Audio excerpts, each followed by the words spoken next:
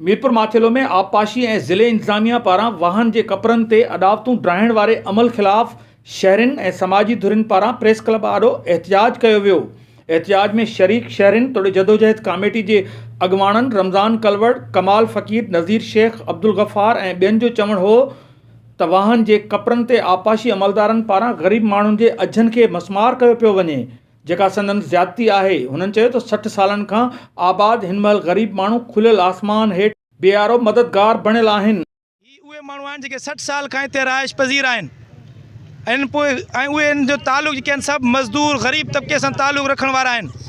अॼु मां supreme court ऐं चीफ जस्टिस पाकिस्तान ऐं चीफ जस्टिस जेको आहे हाई कोर्ट सिंध खां मुतालबो कयां थो, जेको फ़ैसिलो कयो वियो आहे, असां हथ ॿधी करे अर्ज़ु कयूं था, ही पूरी आवाम तव्हांखे अर्ज़ु करे थी त हिन ग़रीबनि ते रहम कयो। रोटी कपिड़ा त जेकी तव्हां ॾिनी, पर असांजा जेके घर ठहियल नी, जेके 7 सालनि खां असां हिते वेठा आहियूं, जेके असां हिन पाकिस्तान जी ॼमार को बि वेठी जेको आहे सो अॻ में वेठा आहियूं, हिन घरनि ते पंहिंजी ज़मीन ते वेठा आहियूं, उहे जेको आहे सो तव्हां ठाहियो था। तालतुनि खे या गुज़ारिश कयूं था इन मिसकिन माण्हुनि जे मेड़ में बि त हिननि जा घर न ठाथा वञनि।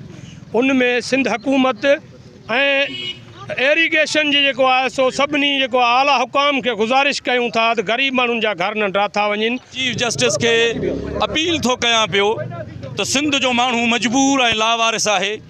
जंहिं मिसकीन माण्हू मज़दूरी करे पंहिंजा बच्चा पाले थो पियो, उन मज़दूर माण्हू जी हैसियत छा हूंदी जेको गॾा गाॾो हलाए थो पियो, जेको रोज़ु मज़दूरी करे थो 400 रुपयनि ते, उहो माण्हू पंहिंजो अझो ऐं घर कीअं ठाहींदो। उन्हनि जो चवणु हो त दिहाड़ी कमाए बचड़नि जो पेट पालियूं था, नवां अझा किथां ठाहे सघंदासीं। सिंध जे वॾे वज़ीर सैयद मुराद अली शाह ऐं ॿियनि वस वारनि खां मुतालबो कयो त ऑपरेशन खे रोके हुननि खे बेघर थियण खां बचायो वञे। कैमरामैन रशीद सां गॾु अशरफ बुखारी, सिंध TV न्यूज़, मीरपुर माथेलो।